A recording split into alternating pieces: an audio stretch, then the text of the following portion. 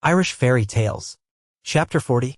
But after some time the moon arose and the wolves went away, for their leader, a sagacious and crafty chief, declared that as long as they remained where they were, the lady would remain where she was, and so, with a hearty curse on trees, the troop departed. Beckfula had pains in her legs from the way she had wrapped them about the branch, but there was no part of her that did not ache, for a lady does not sit with any ease upon a tree. For some time she did not care to come down from the branch. "Those wolves may return," she said, "for their chief is crafty and sagacious, and it is certain from the look I caught in his eye as he departed that he would rather taste of me than cat any woman he has met." She looked carefully in every direction to see if one might discover them in hiding. She looked closely and lingeringly at the shadows under distant trees to see if these shadows moved, and she listened on every wind to try if she could distinguish a yap or a yawn or a sneeze. But she saw or heard nothing, and little by little tranquility crept into her mind, and she began to consider that a danger which is past is a danger that may be neglected. Yet ere she descended she looked again on the world of jet and silver that dozed about her, and she spied a red glimmer among distant trees. "There is no danger where there is light," she said, and she thereupon came from the tree and ran in the direction that she had noted. In a spot between three great oaks she came upon a man who was roasting a wild boar over a fire. She saluted this youth and sat beside him. But after the first glance and greeting he did not look at her again, nor did he speak. When the boar was cooked he ate of it and she had her share. Then he arose from the fire and walked away among the trees.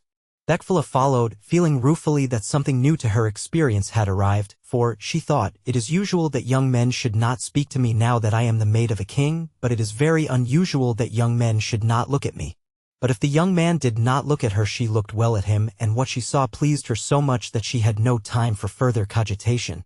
For if Crimpton had been beautiful, this youth was 10 times more beautiful.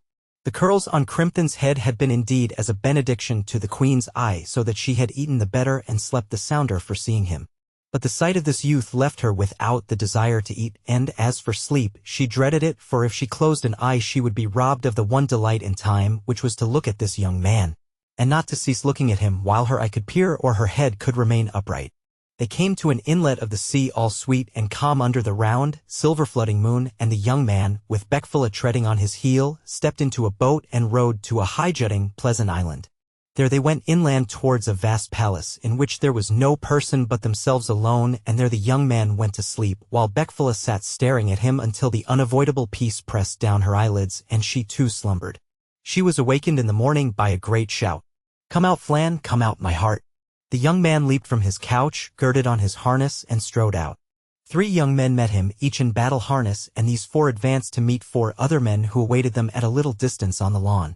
Then these 2 sets of 4 fought together with every warlike courtesy but with every warlike severity, and at the end of that combat there was but 1 man standing, and the other 7 lay tossed in death. Beckfula spoke to the youth. "Your combat has indeed been gallant," she said. "Alas," he replied, "if it has been a gallant deed it has not been a good one, for my 3 brothers are dead and my 4 nephews are dead." "Ah me," cried Beckfula, "why did you fight that fight?" "For the lordship of this island, the Isle of Fidach, son of Dali." But, although Beckfula was moved and horrified by this battle, it was in another direction that her interest lay, therefore she soon asked the question which lay next her heart. "Why would you not speak to me or look at me?" "Until I have won the kingship of this land from all claimants, I am no match for the maid of the High King of Ireland," he replied. And that reply was balm to the heart of Beckfula. "What shall I do?" she inquired radiantly. "Return to your home," he counseled. "I will escort you there with your maid, for she is not really dead, and when I have won my lordship I will go seek you in Tara." "You will surely come," she insisted. "By my hand," quoth he, "I will come."